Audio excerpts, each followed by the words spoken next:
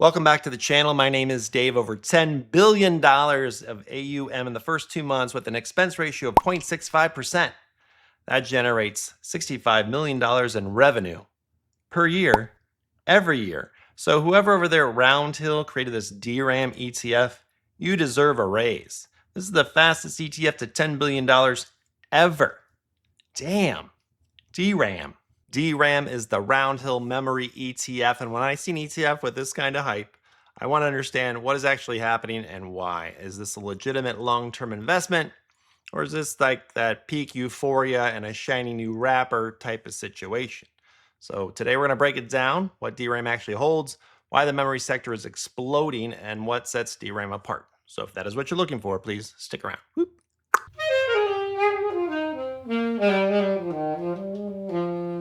So what is DRAM? This is an actively managed ETF from Roundhill Investments. This is the same group that brought us XDTE, QDTE, and XPay, which have all been reviewed right here on this channel. And they've got a lot of different ETFs now.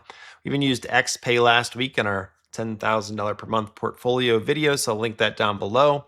And they know how to build products that get attention. In this case, this got a lot of attention. So this one launched back on April 1st, 2026, and it invests in global companies that derive at least 50% of their revenue from the memory chip industry. So think DRAM chips or dynamic random access memory, NAND flash, HBM, that's high bandwidth memory, and storage. Now, here's what makes the structure interesting. The portfolio is only around 10 holdings. So if we zoom down here and we look at the holdings currently from their website, we're going to see it's concentrated in the top three: Micron, SK Hynix, and Samsung each sit at about 25%. So three companies make up roughly 75% of the entire fund. The remaining 25% is spread across names like SanDisk, Western Digital, Seagate, and a few others that provide the storage and supply chain infrastructure around memory. So you're not just buying three stocks, but you're mostly buying just three stocks. The expense ratio is 0.65%, and I'd say that's reasonable for an actively managed fund that's like this. The fund rebalances quarterly, and each position is capped at 25%. The reason you see them a little bit over that right now is it's still waiting for rebalance, and some of these stocks have grown. Now, one important structural note here: DRAM uses total return swaps and derivatives to gain exposure to the South Korean listings. That's SK Hynix and Samsung. So most retail investors, we can't go out and easily buy these shares directly. So the ETF provides that access, and that's a real benefit.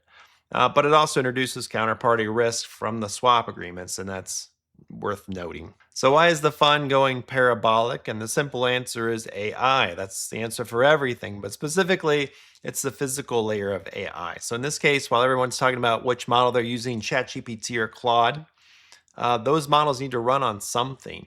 They need GPUs, and the GPU needs memory, a lot of it. So that's where HBM comes in, or high bandwidth memory. This is the critical bottleneck right now. So if you think about NVIDIA's latest AI chip, it requires enormous amounts of HBM. And the only companies that make it at scale are, yeah, you guessed it, SK Hynix, Samsung, and Micron. That's it. Three companies supply the memory that the entire AI infrastructure build out is depending upon. So the semiconductor market hit about $830 billion in 2025. The most successful segment, DRAM memory, at around $150 billion in sales. And DRAM chip prices surged as much as 150% during the year. In 2026, the shortage is projected to continue as data center demands just keep growing. So you've got rising demand, constrained supply, and only three real players. That's one reason why Micron is up about 750% in the last year. It's also why DRAM, the ETF, nearly doubled in the first 2 months. So let's look at some actual performance data for DRAM so far, which launched back on April 2nd at 25 bucks a share, hit a high of around $56 within just a few weeks. And as of today, it sits right around $53 a share. So that's roughly a 90 to 100% gain in under 2 months. For context, the S&P 500, we expect that to double maybe every 7 years or so, depending on the market. But yeah, incredible performance. AUM, it's grown explosively. It crossed 1 billion in just 10 trading days, and now it sits at over $10 billion. So quite impressive as far as early performance goes. And by the way, what you see here is from Seeking Alpha. I am a Seeking Alpha affiliate. So if you're looking for a stock and ETF research tool, this is the one that I tend to gravitate towards and I use on a daily basis. And you can read all this great information about DRAM and stop listening to me. It'd be great for you. Anyway, I think there's a little bit of a valuation angle as well when you talk about DRAM. So when you look at Micron, it trades at about a 13 forward PE multiple. SK Hynix and Samsung trade at what you'd call an implied forward PE of about 6 times. So those are value multiples on growth companies, meaning this still looks relatively cheap on the surface. And part of the reason is that the South Korean and Japanese memory companies haven't been re-rated the way Micron has, right? The US stock has benefited from the AI narrative premium that we throw on it. So the international names haven't, at least not to the same degree. So arguably, DRAM gives you access to the same growth story at a lower price. Now that I've painted that rosy valuation picture, let's talk about what could go wrong, because with this kind of hype, there's always a catch, right? The first one is concentration. 75% is in 3 stocks. That's not really diversified. It's a concentrated bet on 3 companies executing flawlessly in what is a cyclical industry. If any one of them misses earnings, maybe gets hit with a legal dispute or faces supply chain disruptions, the impact on the fund could be massive. So this is not like just buying the S&P 500. Second, cyclicality. The memory industry is one of the most cyclical sectors in all of tech.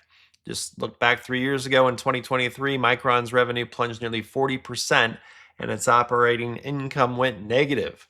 DRAM prices collapsed, inventories piled up. It happened pretty darn fast. The current AI boom it's masked the cyclical nature of this business, but the cycle hasn't been repealed. It's just delayed. We just pushed it off a little bit. Third, thematic ETF timing risk. So there's a pattern in investing. The launch of a hot thematic ETF often coincides with peak euphoria. I think back to the ARK innovation mania back in 2020, 2021. So ARK launched products right when growth stocks peaked. It's not saying DRAM is the same situation, but you should be aware that when an ETF raises $10 billion in 2 months, a lot of that money is coming in at or right around the top. Fourth, derivative risk. DRAM uses total return swaps to access these Korean listings. So in normal markets, that's fine. In a liquidity crisis, though, swap counterparties, they can behave unpredictably. So it's a structural risk that doesn't show up until it really matters. Fifth, no income. So I know my audience, so worth mentioning here, this is a growth play, period. So they're not going to pay a regular dividend. If you're watching this channel for income, DRAM doesn't fit that objective directly, but it could be a growth complement alongside your income positions. And sixth, it's already pulled back from its highs. So look, DRAM hit around $56 and it dropped all the way to $50 really quickly. That's a 12% decline from the peak. Whether that's a buying opportunity or a start of a larger correction, it really depends entirely on what happens with AI memory demand over the next few quarters. So how do I think about DRAM? Well, Seeking Alpha says buy, buy, buy, but I'm sure they're thinking the same thing as me. This isn't a core holding. This is a satellite position.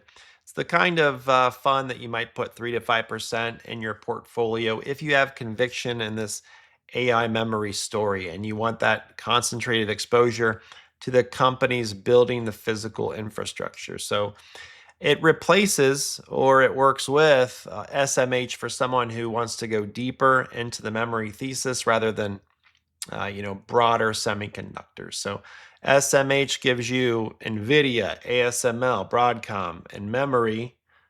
DRAM gives you only memory. That's a more specific bet. And by the way, for full disclosure, I do own a little DRAM that I purchased earlier this month. It's just a small holding.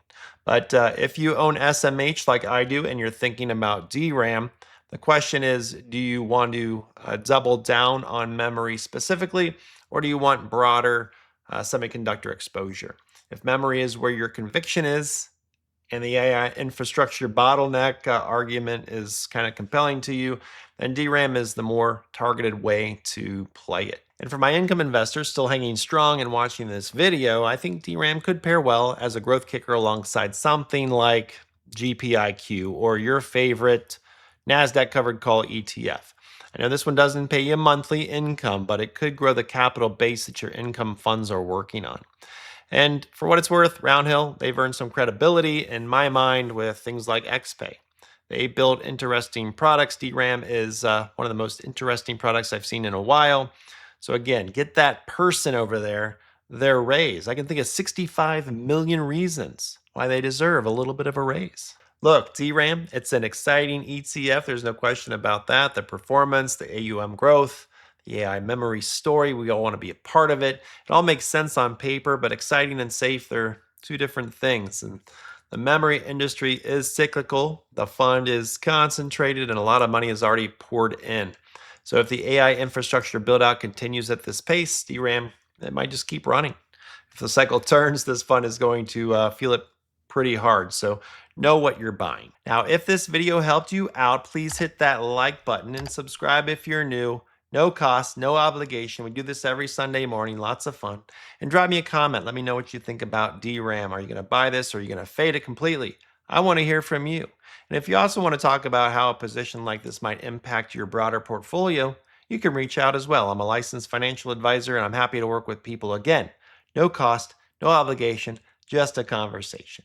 And if none of that sounds interesting, just skip it and go watch one of these videos next. Either way, I want you to have a great day, and I do appreciate you watching. Have a good one. Goodbye.